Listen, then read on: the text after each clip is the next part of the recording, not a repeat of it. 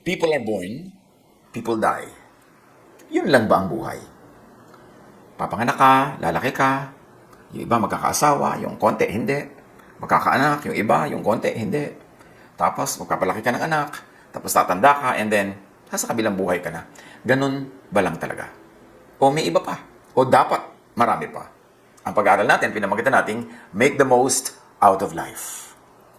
And there are very important truths to live by to be able to make the most out of life. One of that is, physical life has set limits. May hangganan ang buhay. Mabuting mamuhay na conscious tayo sa katotohanan na yan para hindi ka parang biglang nagtaka pag biglang nagwakas ang buhay ng mahal natin, ng kakilala natin, o ng sarili natin. Psalm 90 verse 10, our days may come to 70 years or 80 if our strength endures. Na huwag naman masyadong maging literal sa numbers na ito na kailangan 70 or 80. Sinasabi lang, mas mahaba naman kaysa sa karaniwan lang talaga dapat ang buhay. In fact, kung blessed ka, healthy ka pa, pwede kong babahaba pa. Pero huwag tayo masyadong literal sa numbers. Job 14, 1-2 and 5. Mortals are of a few days. They spring up like flowers and wither away, like fleeting shadows. They do not endure. A person's days are determined and have set limits he cannot exceed. So may hangganan daw ang buhay. In fact, compared to eternity, maiksi lang daw talaga ang buhay ng tao para lang bulaklak masasandaling mamumukadkad pagkatapos ay maluluoy. Although life has limits, but no one knows at which point within the set time, individual life would pass. Alam lang natin, from 0 day, 0.1 day, to maybe many decades. But no one is sure kung kailan darating ang personal na wakas ng physical life ng isang individual. Ecclesiastes 8:6-8. Since no one knows the future, who can tell someone else what is to come? No one has the power over the time of their death. Kahit ka pa hari, kahit ka pa emperor, kahit ka pa doktor, kahit ka pa ano, wala tayong kapangyarihan pag ang pinag-usapan ay kung kailan tayo sa kabilang buhay. Yan ay wala sa ating kamay. Another truth na dapat nating dibdibin para marunong tayong mamuhay, life goes in cycles. Ecclesiastes 1:4-7. Generations come and generations go, but the earth remains forever. Ganun talaga, salin-saling lahi, nandiyan pa rin ang mundo, siya ang naiiwan, siya ang natitira, pero ang mga tao nagpapasalin-saling lahi. And in time, what happens? Ages, eras, epochs, decades, years, seasons, months, weeks, days, yan ang sukatan ng ating panahon. Merong inaabot ng mga decades, meron naman years lang, meron days lang, meron hours lang. Iba-iba. Pero may panahon. Kaya dapat marunong kang bumasa, makitibok sa pulso ng panahon. Jeremiah 8:7, even the stork in the sky knows her appointed seasons, and the dove, the swift, and the thrush observe the time of their migration. Lahat ng nilalang merong internal clock, may body clock, merong pakikiramdam sa takbo ng panahon. Alam natin kung anong dapat ginagawa sa tamang oras. Life goes in cycles, also in individual life. Meron kang birth, growth, maturity, then time to have offspring, to most people at least, then parenting, then old age, and then passing.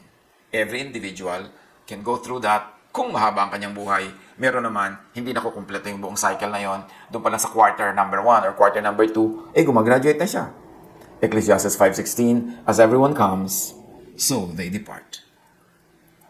Psalm 39:4, show me, or enlighten me, Lord, my life's end and the number of my days. Let me know how fleeting my life is. Ituro mo sa akin, Panginoon, na pahalagahan ng panahon. Ipakita at ipaunawa mo sa akin na madali at mabilis lang ang buhay. So as we have said, life goes in cycles. In individual life and in passing, or what you might call an untimely passing at any point in time. Ecclesiastes 7:17, do not be over wicked, do not be a fool. Why die before your time? So meron dapat mas mahaba pa ang buhay mo, pero umiksi dahil sa kung ano-anong dahilan. Maaaring dahil sa tinatawag ng iba na aksidente, tinatawag ng iba na kapabayaan, tinatawag ng iba na minalas, pero meron na hindi inaabot yung dapat sana inabot niya kasi nagkakaroon ng dahilan. Job 34:20, they die in an instant, in the middle of the night. The people are shaken and they pass away.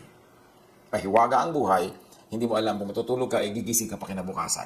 Kaya pinapahalagahan natin ang oras, minamahal ang bawat maghapon, ang bawat magdamag, at sinisikap natin hindi tayo matutulog na may kaaway, may kagalit, kasi baka hindi na siya magising bukas. O tayo hindi na magising. So dapat pinapahalagahan. This is what it means na ipakita mo sa akin, Panginoon, kung gaano kaiksi lang ang buhay. So huwag akong maging pabaya. Huwag akong maging magsawalang bahala. Kundi bigyan ko ng bahalaga ang bawat dumadaang sandali. James 4:14, why? You do not even know what will happen tomorrow. What is your life? You are a mist that appears for a little while and then vanishes. Hindi daw natin alam ang mangyayari bukas. Ano nga daw ba ang buhay? Para lang usok.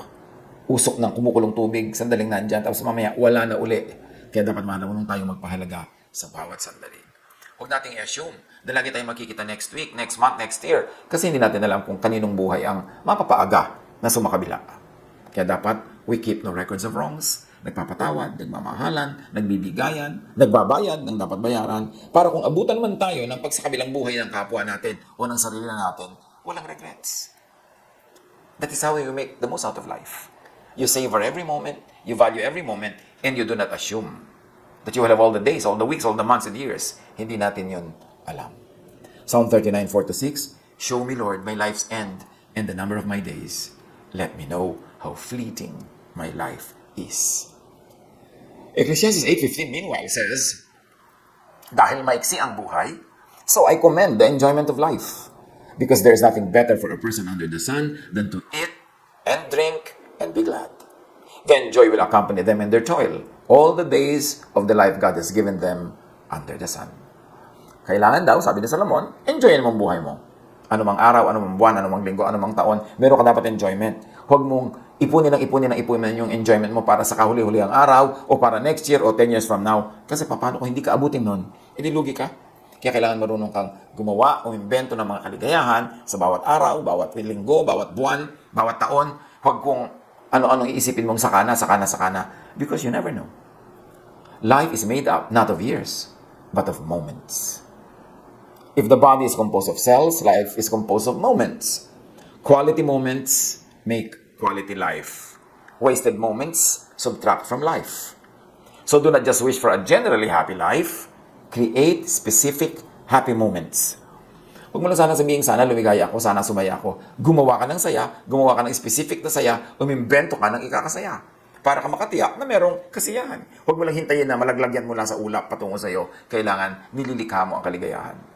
Cycles of time in individual life should happen, should be had, experienced, enjoyed, repeatedly, at close intervals in the shortest cycles possible. What do we mean? It's a mouthful. Dapat sa bawat araw, meron kang konting bakasyon, meron kang trabaho, meron kang saya, meron kang kinaing masarap, meron ka ring tiniis. Yung lahat ng nangyayari sa isang buong buhay ay danasin mo sa isang araw kasi hindi mo alam kung ang araw na ito ang huli na. At dapat din ang lahat ng yan maranasan mo sa loob ng isang linggo. Sa loob ng isang linggo, meron ka dapat na bakasyon, may trabaho, may pahinga, meron kaligayahan, merong pagtatanim, merong pag-ani in little ways. At dapat maranasan mo rin yan every month and every year para kung alin mang panahon, abutan ka ng pagtungo sa kabilang buhay, no regrets. Hindi yung lahat ng bakasyon, iniipon mo pa 10 years from now. Paano hindi mo abutin yon? Hindi yung lahat ng kabutihan, sabi mo, saan ako nagagawin, saan ako gagawa ng mabuti sa magulang ko, saan ako gagawa ng mabuti sa mga kapatid ko, sa anak ko, sa kapitbahay ko. E paano kung sumakabilang buhay na sila? So gagawin mo lahat ng dapat nangyayari sa isang buong buhay sa bawat araw, bawat linggo, bawat buwan, bawat taon. Kung conscious ka na ang buhay ay maiksi at hindi natin alam kung kailan bigla-biglang natatapos. Ecclesiastes 3:1-8, everything on earth has its own time and its own season. There's a time for birth and death and for all other extremes. Ecclesiastes 11:8, however many years anyone may live, let them enjoy them all. So you see, enjoy all the years. Hindi lang the 10th year or the 15th year or the 20th year. However many years anyone may live, let them enjoy them all. So kailangan nagtatrabaho tayo para ma-enjoy natin yung bunga ng ating tanim. Siyempre, pag wala kang tanim, wala kang ani, paano ka mag-enjoy? So ang pag-enjoy din ay merong kaakibat, merong kakambal na responsibilidad, na trabaho na dapat mong gawin. Enjoy everything. Enjoy as much, as often as possible, even in small servings. Huwag lang yung one big meal. Doon mo lang kakainin lahat. You must have everything in little amounts every day. Because every day counts. And we do not know if that day will be our last. Therefore, do not suspend all pleasures and wait for that big moment. It might not come. Or you might not stay long enough to reach it. So take note, mga puro tiis. puro hintay. Mga dependents o suportado ng puro tiis at puro hintay, be conscious of time. Kung kayo ay dependent ng magulang, ng nagsusupport na puro tiis siya, puro hintay siya, tapos sumakabilang buhay na siya na hindi pa niya na-enjoy, di ba? Lugi naman siya. Kaya kung umaasa tayo kung kanino, dalian natin ang matapos na yung ating pagsandal sa kanya para mag-enjoy naman siya sa buhay niya at yung kanyang bunga ay maani niya, ma-enjoy niya. Bilisan natin yung panahon na tayo umaasa para makalaya rin siya dahil hindi natin alam kung gaano kahaba ang buhay niya. At kung tayo naman yung tiis ng tiis para sa iba, tiis ng tiis ng para sa iba, that is not wise and that is not kind because you should love others as you love yourself. So mahalin mo rin na yung sarili. Meron naman dyan mga gustong-gusto mag-asawa pero hindi na nakapag-asawa dahil sa pag-aaruga ng mga kapatid, sa pag-aalaga ng mga kapatid. Dapat isingit mo yung sarili mo. Pwede mo sabihin, o sige, hindi ka patapos ng college pero mag-aasawa muna ako, so tigil ka muna ng 2 taon. At pag naka-recover na ako sa expenses at stable na uli ako, tsaka na lang kita uli tutulungang makapag-aral. Hindi idedelay mo ang iyong sarili, lalo kung babae ka na, ang iyong biological clock is ticking away, at puro kakabayanihan. Pagkatapos mamaya, nahuli ka na sa biyahe. Kasi mga kapatid mong sobrang tinulungan mo, sila itong maraming mga kaligayahan, sila itong nagkaroon ng mga anak, ikaw nalugi ka. Hindi natin sinasabing huwag tayong tumulong, pero mahalin mo rin na yung sarili. Huwag mong laging ipagpaliban kasi hindi mo alam kung mahaba nga ba talaga yung buhay mo na yan. Ecclesiastes 6:12. For who knows what is good for a person in life during the few and meaningless days they pass through like a shadow? Who can tell them what will happen under the sun after they are gone? The idea is, dahil hindi alam kung kailan sa kabilang buhay, dapat enjoy ng lahat ng basic elements of a life cycle. At gumawa ng mini-cycle sa paulit-ulit para kung maiksi lang ang buhay sa mundo, ay maranasan rin lahat ang representative elements of a full life cycle. Umimbento ng maraming maliliit na saya everyday, maliliit na pahinga, maliliit na bakasyon.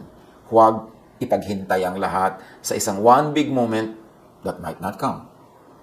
Dapat may paggawa at pahinga, enjoyment at pleasure, love, planting and harvest, etc. in every day, week, month, year, decade. Para kahit kailan sumalangit, naranasan at nalasap ang mga basic elements of earthly life, even in mini cycles. And let us not demonize earthly happiness and earthly pleasure. Diyos din ang may bigay niyan. Inilagay tayo dito ng Diyos sa mundo to enjoy the earth. Kung nasa earth ka pa lang, puro heaven ang iniisip mo, di mamimiss mo yung earth. Inilagay ka nga dito ng Diyos, alam nga nagkamali ang Diyos. So habang nasa earth ka, enjoy the earth. Pag dinala ka sa kabilang buhay, dun mo enjoyin yung kabilang buhay.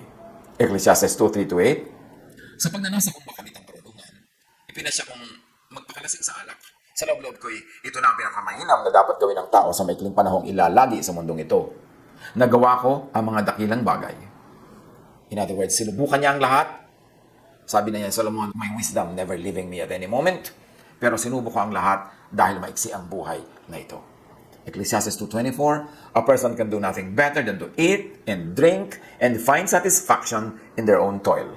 And I don't know why many religious people demonize eating and drinking and enjoyment and satisfaction. Samantalang ang Diyos na lumikha ng ating katawan, ang naglagay ng lahat ng nerve endings in the right parts of our body for us to enjoy physical life. Hindi man maging mahaba at super complete ang buhay, ang seasons, ang periods, at least make the most out of what is available. Ecclesiastes 3:22. So I saw that there is nothing better for a person than to enjoy their work, because that is their lot. For who can bring them to see what will happen after them? As we have already read a while ago. Ecclesiastes 11:9. You who are young, be happy while you are young, and let your heart give you joy in the days of your youth. Follow the ways of your heart, and whatever your eyes see. Ito ang payo sa kabataan, sa bata. Maging bata ka, enjoyin mo ang iyong buhay bilang bata. Ayusan mo lang yan, kasi may consequences pagka may mali kang ginawa, pagka mayroong mga pagpapabaya ka, mayroong magiging bunga, pero hindi tayo pinipigil to be young and to enjoy youth. This is to get at least a life. A few lives. If possible, several lives. Now, if life gets to be long and full, bonus na yun. Pero kung maiksi, dapat hindi ka nalugi. Marami ka na rin na-enjoy. One gets and enjoys 1,000,000 lives within a life. Kung siya ay blessed, at siya ay marunong magpahalaga sa panahon, marunong siyang magtanim para umani, marunong siyang magtrabaho, marunong siyang makisama sa kapwa, marunong siyang sumunod sa Diyos, marunong siyang magbasa ng kalooban ng Diyos para masunod ito sa tama at makapakipakinabang na paraan, life will be very, very meaningful. Kaya sabi ni Solomon sa Ecclesiastes 2:10, I denied myself nothing my eyes desired. I refused my heart no pleasure. My heart took delight in all my labor. So si Solomon, marunong mag-enjoy, pero huwag natin kakalimutan, marunong siya magtrabaho. Lagi siyang may labor, lagi siyang may planting, lagi siyang may projects. Ecclesiastes 9:7, go, eat your food with gladness, and drink your wine with a joyful heart, for God has already approved what you do. Ang buhay, pwedeng mahaba, pwedeng maiksi, by human standards. Pero kahit alin man doon, it is not the quantity of years in your life, but the quality of life in your years and in the life of your loved ones. Let us improve the quality of our lives.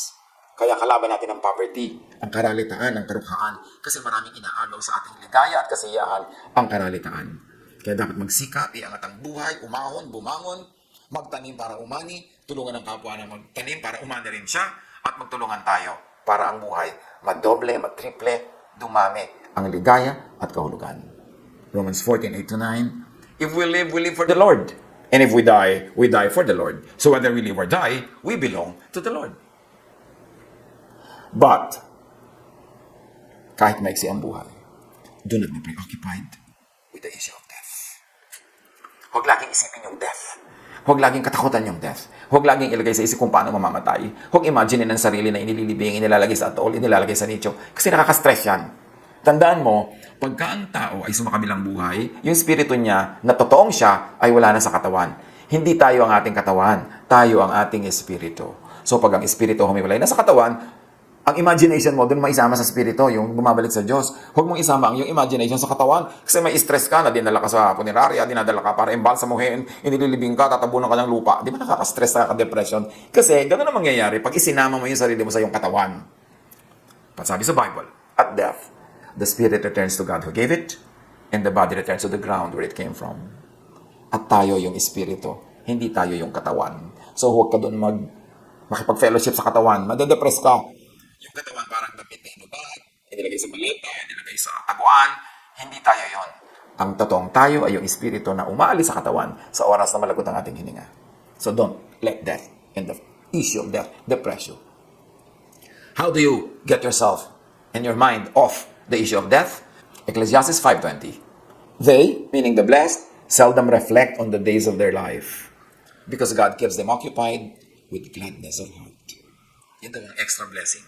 Pag tayo nabubuhay sa kalagitnaan, in the center of God's will, God keeps us busy with gladness, with goodness, with happiness, with joy, with peace. Kaya yun ang added bonus. Psalm 23:6, surely your goodness and love will follow me all the days of my life, and I will dwell in the house of the Lord in gladness forever. Ganun ang nangyayari if the Lord is our shepherd, if we walk after the Lord.